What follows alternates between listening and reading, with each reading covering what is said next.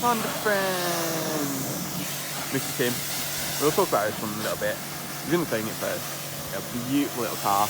You watch Turbo Track Day, you'll have seen this is one of the ones we went out in. But yeah, it's good cleaned up, and we'll have a little talk and see what he's doing, what it's got, and what the plans are. Tim having the time of his life. Probably, he's never snow cleaned and jet washed this car. Should have been white, Tim. I like it in white. And this is Tim with his Honda Live. Can't talk today. So, Tim, tell us about your Civic. I know you had it as a rolling shell originally. Yeah. And clearly now we took it out Kerber 2 weeks ago. Yeah. Yeah, time flies. Almost 2 weeks ago, yeah. So, talk us through the build. So, it originally started off with our close friend Andy, who was at my house when I was building my other Civic, and he sat there and put a bid on this one as a rolling shell. He originally thought it was in Wellington, Telford, which is about, what, 20-minute drive? 20, 25, yeah. Turns out it was down in Devon. So fair play to him, we went and picked it up, and it sat at his work for, oh god, it was months, wasn't it? Almost a year, wasn't it? No, I don't think it was a year. It was because I think he actually brought it in October, I think he did, and then it come back and it sat in the unit again. And I said to him as soon as he brought it, I want first dibs on it, like a child. I said, you know, I want this when you don't want it. And come January, he said he didn't want it anymore because he hasn't got the time and he got other cars that he needs to deal with. So I took up the offer and I had it off him, and it sat in the garage for a further 6 months with a gold engine bay, bling. Yeah, and then our friend decided that he come to my house in November, and he says, yeah, it's my wedding car and it's a rolling shell and it hasn't been on the road for 2 years.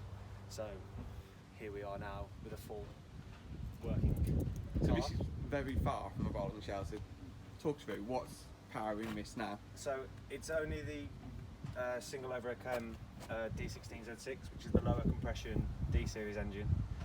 Reason why I went D16 is the car had only done 39,000 miles at the time, so I felt like a bit of originality had to be put back in, and I thought, oh yeah, OEM this and try and keep it this and that, and obviously, as you can see with the massive stupid intake on the side of it, that's out the window. But yeah, so D16Z6 in, all new brakes all round, check bushes. Being a Honda, sills had to be welded. Still being a Honda, I still need to get the rear arches done. But yeah, it took best part of about 10 weekends of flattening the sanding the engine bay back to a reasonable painting sort of preparation, being the rush that we had. An engine in, wired up, started, all sorted, and I made the lovely mistake of not putting a clutch in, so about a month ago I had to put a clutch in it. So, who painted the car? So, I can't remember. I think his Instagram's name's just Honda EP3. He painted the car. I think it was about two or 3 years ago, from a lad from Coventry. That was a full sort of inner doors and whatnot, but unfortunately, there's still some silver remaining. So it is originally silver, and what's the full colour on it now? It's a VW Audi Daytona Grey. I couldn't let you get away with it. Obviously, I've got nothing against German cars, but obviously, if it was an original Japanese colour, that would be a lot nicer. But It would have been. It's not. But I genuinely do really like the colour. But there is actually a grey from Honda, and it is literally the same as this, but it's not as metallic-y Okay. as this. This is a full on-drive build at home, Yeah. bar of painting. Yeah. So we've done range bay. Let's talk about stance. What we're running. It's running 621 coilovers all round, and literally everything else is still standard. Being a Honda with obviously the suspension, they're renowned for their handling and whatnot, and which is what we discovered at Kerber really. Yeah, It even on it hurts me to say, even on budget tyres, on landslides, it really wasn't that bad. It got twitchy in the rain, but we'll ignore that. But you know, it was kind of a where do we need to go from here day with it. So it's a nice benchmark for you. Yeah, I mean it was balanced. I mean considering it's got no rear anti-roll bar, it wasn't too bad. No. But yeah, there's a lot of understeer, but that's obviously been down to the tyres. Brakes have Some bads. The brakes have epically failed For anybody who's interested and would like to know, 90s ABS units are down here. It is probably about that deep, and as far as I'm aware, there's a solenoid in it, and there's like an O-ring, and I think what's happened is the O-ring's failed. As you're applying pressure to the brakes, the brake fluid is coming back out the cap, and it's actually on the top of the cap now. Oh, so lovely. Yeah. Just what you want. Lots of confidence in your brakes on the track day.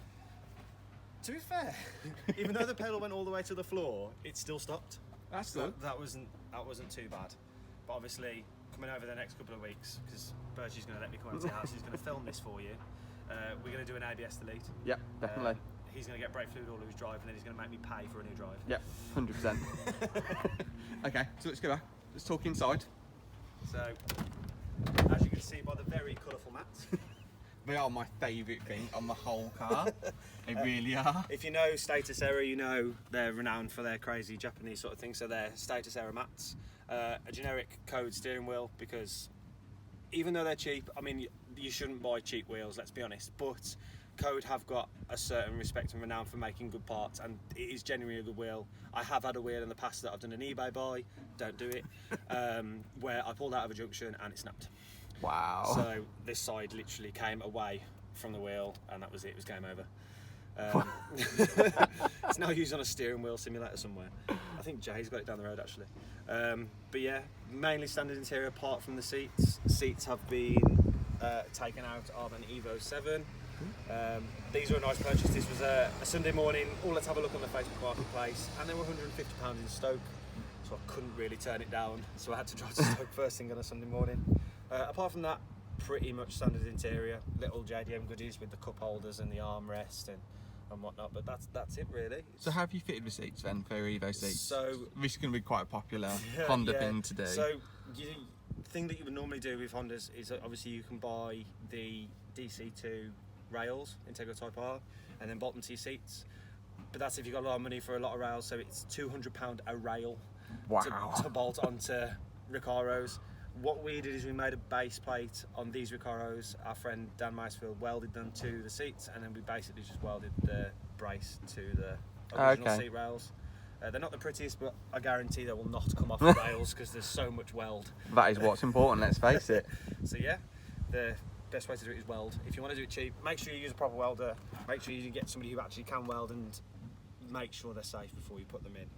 We know they're safe because we put so much weld. And track day tested. And track day Approved. tested, yes. It didn't move, but obviously being with Caros, I learnt recently because I actually bought some harnesses. I was going to put harnesses through. Yeah, they're not designed for it, are No, they? I was not aware of this. So if you are going to run Recaros and you are going to run harnesses, don't do it because you could seriously injure yourself. Yeah, so what is it? Is the back isn't strong enough so No, they so collapse down? I think there's not really a solid frame in the centre of the seat, whereas obviously if you get the support from a bucket seat, and if you were to like go forwards, the seat can physically snap in half. Oh wow. Yeah, don't do it, kids. Yeah, please be careful. I almost made the mistake and I didn't. Luckily, somebody told me. Okay, that's cool. That's cool. So yeah. Keep moving backwards. Where's our next stop then, Tim? There's not really much else. I mean, I have Standard exhaust line. Yeah, because of obviously the pressure of getting it done for the wedding and whatnot. It was just eBay standard exhaust, standard catalytic converter. I have got a JDM number plate to go on.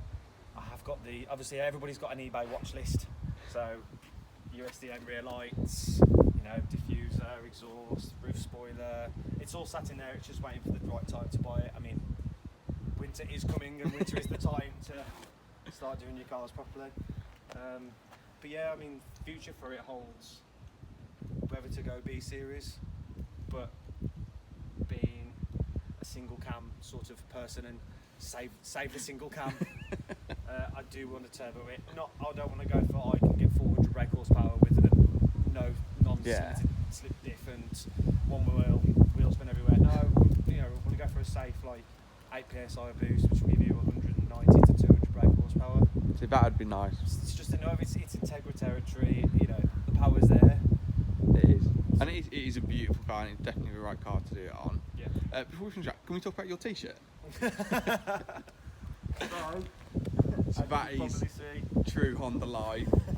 When Status Error holds a sale on t-shirts, you can't really say no. If you're a Honda owner, you need a Honda t-shirt. So Status Error then? Yes, Status Error again. Brilliant. Literally, they sent up, they call sent like a gift thing. It was 10% off. I was like, ooh, it's a good look. And ended up buying a t-shirt. No, that's brilliant. It is a beautiful car, and it is really a credit to you. Definitely something we'll be keeping an eye on. So what's next? Arches. Arches and brakes are next. We Yeah. won't see anything from the arches because that will go to a friend of mine or ours. Yeah. And that will be done in a workshop and nothing to do with us. Brakes we could probably do, definitely together. Yeah, You can have we're a going to do laugh. the brakes, definitely. You can have a laugh with me doing that because when I build things, I lose a tool every 10 seconds. No, that's great. So thanks for bringing it round, Tim. welcome. Beautiful example, and we'll catch up with you soon on it and keep up with progress. Ta-ra.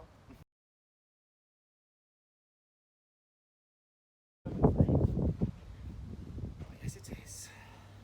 Tim's on a rant about his Audi paint on his lovely Civic. Aren't you, Tim? Of a look of death.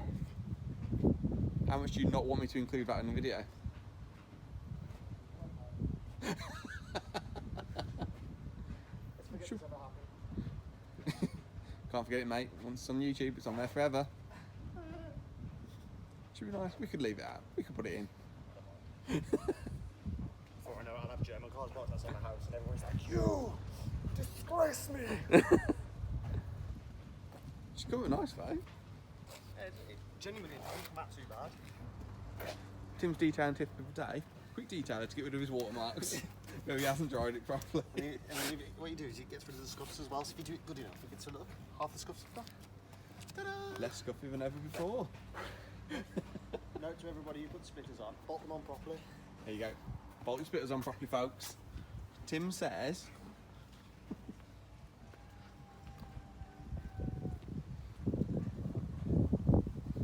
Oh, you bit of tyre shine. Lovely. So yeah, She's lovely. she needs a mop again, I think. And a repaint. And a repaint, what, in a Honda colour?